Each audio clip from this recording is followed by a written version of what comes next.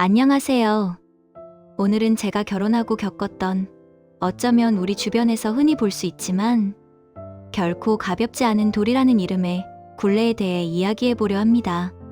저는 이제 막 결혼한 지 1년도 채 되지 않은 풋풋한 신혼입니다. 남편과는 연애 시절부터 지금까지 세상에 둘도 없는 단짝처럼 지내왔고 남들이 말하는 그 흔한 신혼 싸움 한 번 없이 깨볶는 일상을 보내고 있었죠. 하지만 우리 부부의 완벽한 행복에 균열이 가기 시작한 건 결혼 후 처음으로 시할머니 댁에 정식 인사를 드리러 갔던 그날부터였습니다. 사실 남편의 시할머니는 결혼식장에서 처음 뵙긴 했습니다. 하지만 그날은 많은 하객 사이에서 정신없이 패백 드리고 짧게 인사만 나눈 게 전부였죠. 제대로 마주 앉아 대화를 나누고 그분의 삶 속으로 들어가 본 건 이번이 처음이었습니다. 남편은 부모님께서 맞벌이로 바쁘셨던 탓에 아주 어린 시절부터 시골에 계신 시할머니 손에서 자랐습니다. 할머니는 남편에게 부모 그 이상의 존재였고 남편 또한 할머니에 대한 애틋함과 부채감을 동시에 안고 살았죠. 남편은 7살 때 부모님과 떨어져 할머니와 단둘이 지냈던 그 시절 이야기를 자주 들려주곤 했습니다. 할머니가 어린 손주를 위해 매일 새벽 2km 떨어진 읍내 시장까지 걸어가 간식을 사오셨다는 이야기. 남편이 감기라도 걸리면 밤새도록 머리맡을 지키셨다는 그런 이야기들 말입니다. 결혼 전부터 남편은 할머니 이야기를 할 때면 눈시울이 붉어지곤 했습니다. 할머니가 나 아니었으면 못 살았을 거야. 지금도 혼자 그 낡은 기와집에서 적적하게 계시는 게 너무 마음에 걸려. 같은 말들이었죠. 그 마음이 참 예뻐 보였습니다. 그래서 제가 신혼의 단꿈이 가시기도 전인 어느 날 정말 예쁜 마음으로 먼저 제안했습니다. 자기야, 우리 이번 주말에 할머니 댁에 정식으로 인사드리러 한번 다녀오자.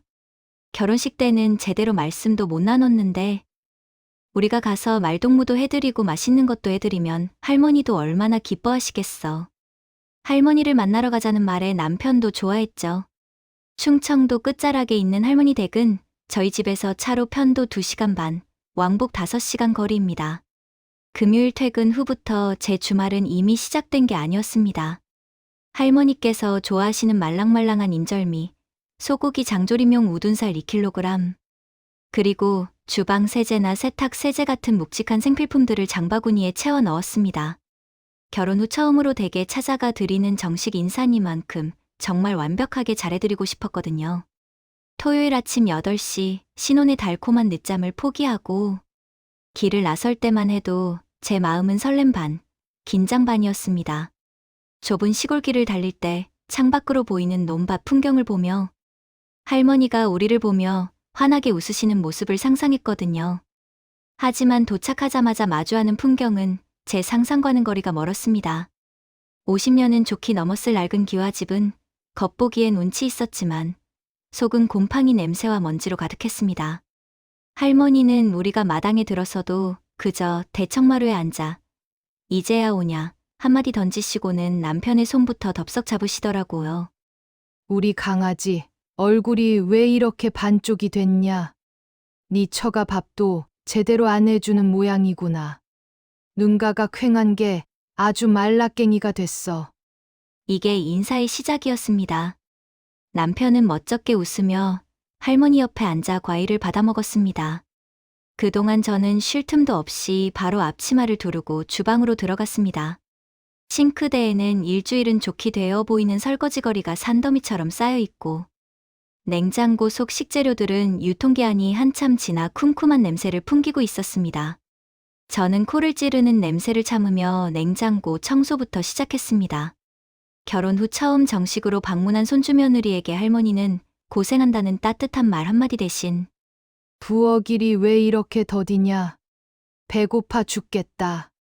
늙은이 굶겨 죽일 셈이냐? 라며 재촉만 하셨습니다. 저는 청소를 하다가 점심상을 차리기 위해 불 앞에서 씨름했습니다. 낡은 가스레인지에서는 매캐한 가스 냄새가 올라오고 환풍기는 제 기능을 상실한 지 오래라 온 집안의 음식 연기가 가득 찼습니다. 땀을 뻘뻘 흘리며 밑반찬 5가지를 뚝딱 만들어 냉장고를 채우고 나니 할머니는 그제야 숟가락을 드셨습니다. 그런데 식사 도중에도 할머니의 타박은 멈추지 않았습니다. 국이 좀 짜구나. 요즘 젊은 애들은 정성이 부족해서 그래. 간 맞추는 게 살림의 기본인데 그걸 모르니 원. 제가 새벽같이 장봐온 국이며 나물이며 그 모든 정성은 할머니의 입맛이라는 잣대 하나에 무시당하기 일쑤였습니다. 식사를 마치고 나서 저는 산더미처럼 쌓인 그릇들을 정리하기 시작했습니다. 기름기가 가득한 그릇들을 닦느라 고군분투하고 있는데 남편이 미안했는지 슬그머니 주방으로 들어와 그릇 몇 개를 싱크대로 옮기더라고요. 여보, 내가 행주는 좀 빨아줄게. 자기는 가서 좀 쉬어. 남편의 그 따뜻한 한마디에 위로를 받으려던 찰나였습니다. 거실에서 TV를 보시던 할머니가 언제 보셨는지 득달같이 한마디를 툭 던지십니다. 아니, 멀쩡한 사지 육신 놔두고 왜? 남편 좀 그만 시키고 네가 해라. 그게 여자 도리다. 남자가 부엌 드나들면 집안 망조 드는 법이야. 네가 남편 귀한 줄을 몰라서 그래. 여자가 잘해야 집안이 조용한 법인데. 할머니 말투는 소리를 지르는 게 아니라 정말 그게 당연한 이치라는 듯 조곤조곤 하셨습니다. 그게 더 기운을 쏙 빼놓더라고요. 할머니, 남편도 같이 먹었는데 이 정도는 도와줄 수 있는 거잖아요. 제가 조심스럽게 한마디 했지만 할머니는 고개를 절레절레 저으시며 남편을 거실로 쫓아내셨습니다. 결국 저는 좁은 주방에서 홀로 30분 넘게 설거지와 뒷정리를 마쳐야 했습니다. 이미 이때부터 온몸에 힘이 다 빠져나가는 기분이었죠. 뒷정리가 끝나갈 무렵 할머니는 거실에 앉아있던 남편에게 넌지시 말씀하셨습니다. 아가, 저기 건너방 장롱맨 밑칸에 내 옛날 사진첩이 하나 있을 게다. 낡아서 잘 안 보일 텐데 그것 좀 꺼내와 주련. 갑자기 옛날 생각이 나네. 남편은 할머니의 부탁에 고개를 끄덕이며 건너방으로 들어갔습니다. 거실에 저와 할머니 단둘만 남게 되자 할머니의 표정이 묘하게 바뀌더라고요. 그러더니 턱으로 창밖마당을 쓱 가리키십니다. 예, 아가. 요 며칠 비가 오더니 마당의 잡초가 아주 기승이다. 내 무릎이 이래서 도저히 못하겠으니 네가 가서 좀 뽑아라. 젊은 애가 몸 움직이는 게 건강에도 좋은 법이지. 남편이 바로 옆방에서 부스럭거리며 사진첩을 찾고 있는데 할머니는 기다렸다는 듯 저에게만 마당 일을 시키시는 겁니다. 주방 일만으로도 지칠 대로 지친 저는 거절할 용기가 나지 않아 장갑을 챙겨 들고 떼약볕이 내리쬐는 마당으로 나갔습니다. 시골 마당은 정말 잡초와의 전쟁이더라고요. 뽑아도 뽑아도 끝이 없는 풀들을 보며 저는 호미질을 시작했습니다.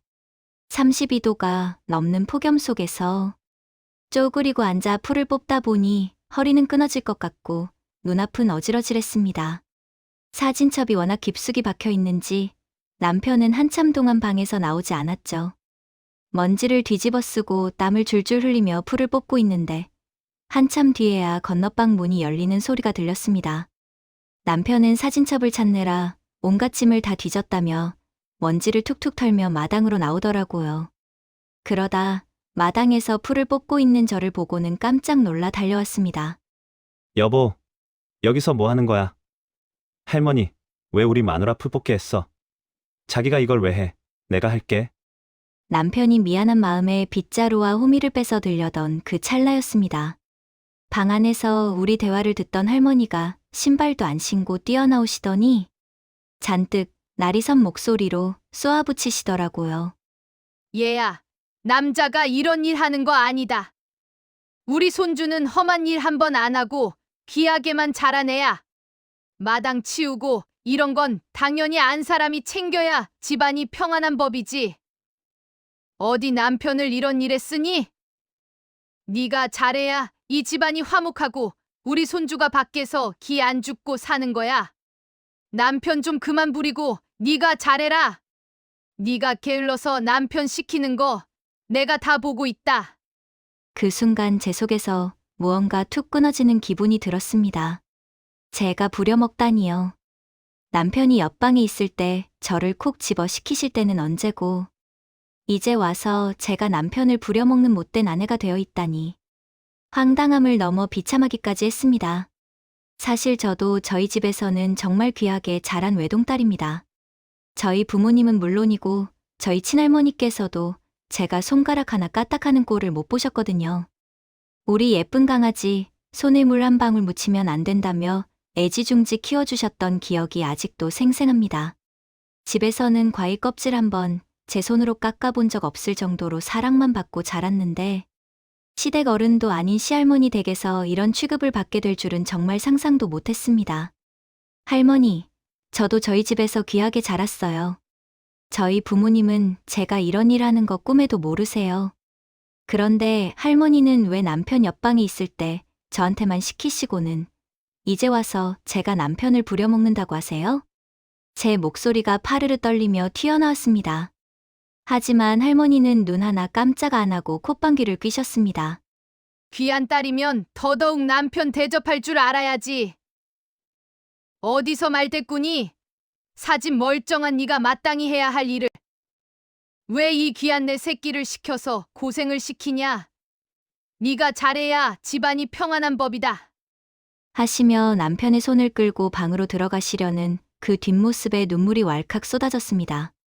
남편은 당황해서 할머니, 왜 그러세요? 제가 하고 싶어서 한 건데. 그만하세요. 라며 제 편을 들어주려 했지만 할머니는 요지부동이었습니다. 결국 남편은 제 눈치만 보며 끌려 들어갔고 저는 텅 빈 마당에 홀로 남아 흥굳은 장갑을 낀 채 멍하니 서 있었습니다.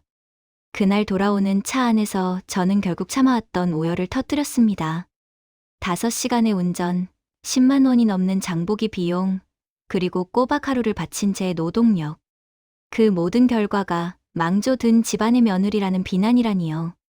자기야, 나 할머니 댁 이제 안 갈래. 내가 거기 가서 고생하는 건 할머니가 안쓰러워서였지. 내가 거기 몸종으로 취업한 게 아니잖아. 나도 우리 집에서 공주처럼 자랐어. 우리 엄마 아빠가 내가 여기서 잡초 뽑고 설거지하고 청소하는데 이런 대우까지 받는 거 알면 가슴 무너질 거라고. 어떻게 내면전에 대고 그런 말씀을 하셔? 자기는 어떻게 옆에서 보고만 있어? 남편은 처음엔 미안하다고 사과하더니 나중에는 본인의 아킬레스건인 할머니를 공격당했다는 생각에 방어적으로 나오더라고요. 할머니 연세가 90이신데 그때 분들은 다 그렇게 생각하셔. 그냥 한 귀로 듣고 흘려. 자기도 참 예민하다. 할머니가 자기 미워해서 그러는 거 아니잖아. 다 우리 잘 되라고 하시는 소리지. 예민하다고? 내가 오늘 처음 여기 와서 몇 시간 운전하고 먼지 구덩이에서 밥 해드리고 떼야볕에서 잡초 뽑고 그렇게 헌신했는데 돌아오는 말이 여자 돌이라는데 내가 어떻게 예민하지 않을 수 있어? 내 정성이 당연한 노동으로 치부되는 그 비참한 기분 자기는 절대 모를 거야. 자기는 거기 가면 대접받는 하늘이니까. 하지만 남편의 다음 말이 제 결심을 굳히게 했습니다. 주연아, 그래도 우리 할머니가 너 예뻐서 일도 시키시는 거야. 아무나 시키겠냐? 그리고 네가 좀 싹싹하게 네가 다 한다고 했으면 할머니도 기분 좋으셨을 텐데. 왜 굳이 나를 시켜서 할머니 화나게 해? 할머니 말씀대로 네가 좀 더 잘했으면 이럴 일도 없잖아. 다음 달에는 좀 더 신경 써서 잘하자. 응? 그 순간 깨달았습니다. 아, 이 남자는 할머니의 그 낡은 사고방식을 바꿀 의지도 나를 보호할 마음도 없구나. 내가 다음 달에 또 가면 나는 할머니의 잔소리와 남편의 방관 속에서 서서히 죽어가겠구나. 다음 달? 아니, 나는 다시는 안 가. 할머니는 자기 할머니지 내 할머니 아니야. 내가 좋은 마음으로 갔을 때 고마워하셨으면 나도 기쁘게 계속했겠지. 근데 할머니는 내 선의를 며느리의 당연한 의무라고 생각하시잖아. 나는 이제 내 주말 나를 위해 쓸래. 자기는 앞으로 혼자 가서 효도해. 남편은 화가 나서 저에게 정말 정 떨어진다. 도리를 모른다. 신혼 첫 방문에 이게 무슨 예의냐며 온갖 비난을 쏟아내더라고요. 하지만 저는 흔들리지 않았습니다. 할머니가 저를 욕하시든 남편이 저를 냉정하다고 비난하든 상관없었습니다. 제 영혼이 갉아먹히는 것보다 100배는 나으니까요. 그날 이후 남편은 한 달에 한 번 혼자 시골집에 갑니다. 처음에는 기세등등하게 가더니 두 번째 달부터는 돌아오는 기색이 영 좋지 않더라고요. 자기가 직접 운전하고 시장 봐서 집 나르고 할머니 옆에서 칭찬 한마디 못 듣고 짜증 다 받아주면서 혼자 라면 끓여 먹고 오려니 그게 보통 일이 아니었겠죠. 제가 미리 해놓은 밑반찬이 없으니 냉장고는 텅 비어 있고 마당은 잡초가 무성해져 할머니의 잔소리가 오롯이 남편에게 쏟아졌을 겁니다. 할머니는 제가 안 오는 것에 대해 여우 같은 게 남편 휘어잡으려고 작정했다. 남편 고생시키니 좋냐. 저런 걸 며느리라고 들였으니 내가 눈을 못 감는다며 남편에게 제 흉을 보신다더라고요. 남편은 돌아와서 그 말을 전하며 제 반응을 살피지만 저는 그저 무표정하게 묻습니다. 그래서 자기가 할머니한테 내 편 들어줬어? 아니면 같이 내 욕했어? 남편은 입을 꾹 다물었습니다. 남편은 이제 예전처럼 저에게 가자는 말을 하지 못합니다. 자기가 직접 겪어보니 제가 했던 일들이 결코 당연한 것이 아니었음을, 그리고 본인이 누렸던 그 편안함이 제 희생 위에 세워진 사상누각이었음을 깨달은 거죠. 할머니는 여전히 남편에게 밥 차려라, 물 떠와라 잔소리를 하시며 네 처가 있었으면 내가 이런 고생 안 할 텐데라며 한탄하신다지만 저는 그 말을 전해 듣고도 코웃음만 납니다. 그 고생을 당연하게 저에게 떠넘기려 했던 그 이기심이 이제는 부메랑이 되어 돌아간 것뿐이니까요. 저는 요즘 주말마다 친구들을 만나거나 못다한 자기계발을 즐기며 온전한 제 시간을 보냅니다. 누군가는 저를 보고 야박하다고 할지도 모릅니다. 그래도 신혼 첫 방문인데 한 번 더 참아야 하는 거 아니냐고요. 하지만 저는 제 선의가 누군가의 갑질 도구가 되는 것을 허용하지 않기로 했습니다. 노인이라는 이유로, 옛날 분이라는 이유로 타인의 인격을 짓밟고 노동을 착취하는 게 정당화될 수는 없습니다. 할머니의 고리타분한 사고방식을 제가 고쳐드릴 의무는 없지만 적어도 제가 그 틀에 박혀서 숨 막혀 죽을 이유는 더더욱 없으니까요. 할머니는 아마 끝까지 본인의 생각이 맞다고 믿으며 사시겠지요. 그분에게는 그게 평생을 버텨온 삶의 논리였을 테니까요. 어쩌면 본인이 가장 사랑한다는 손주를 지금 고생시키고 있는 게 다름 아닌 자신의 그 완고한 고정관념 때문이라는 것도 끝내 깨닫지 못하실 겁니다. 하지만 이제 저는 그 사실이 슬프거나 억울하지 않습니다. 저는 더 이상 그 낡은 세계관에 억지로 저를 맞추며 살아야 할 의무가 없으니까요. 누군가의 도리라는 이름으로 포장된 무례함을 거절하고 제 삶의 주권을 되찾은 지금 비로소 제 마음에는 진정한 평화가 찾아왔습니다. 여러분은 어떻게 생각하시나요? 제가 정말 유별난 걸까요? 저도 저희 집에서는 금지옥엽 사랑만 받고 자란 귀한 딸인데 신혼 첫 방문부터 남편이 옆방에서 사진을 찾는 틈을 타서 제게 당연하게 일을 시키고는 여자 도리를 운운하며 저를 몸종 취급한 시할머니, 그리고 옆에서 네가 참아라, 네가 더 잘했어야지라며 방관하던 남편. 제가 이해심이 부족한 걸까요? 아니면 할머니와 남편이 정말 너무한 걸까요? 여러분의 솔직한 생각을 댓글로 들려주세요. 오늘 준비한 이야기는 여기까지입니다. 여러분만의 따뜻한 조언이나 다른 생각들도 자유롭게 나눠주시면 좋겠습니다. 앞으로도 다양한 이야기를 들려드리고 싶습니다. 괜찮으시다면 구독과 좋아요 해주시고 이야기로그와 함께 해주세요. 여러분의 구독과 좋아요는 정말 큰 응원이 됩니다. 오늘도 끝까지 시청해주셔서 감사합니다.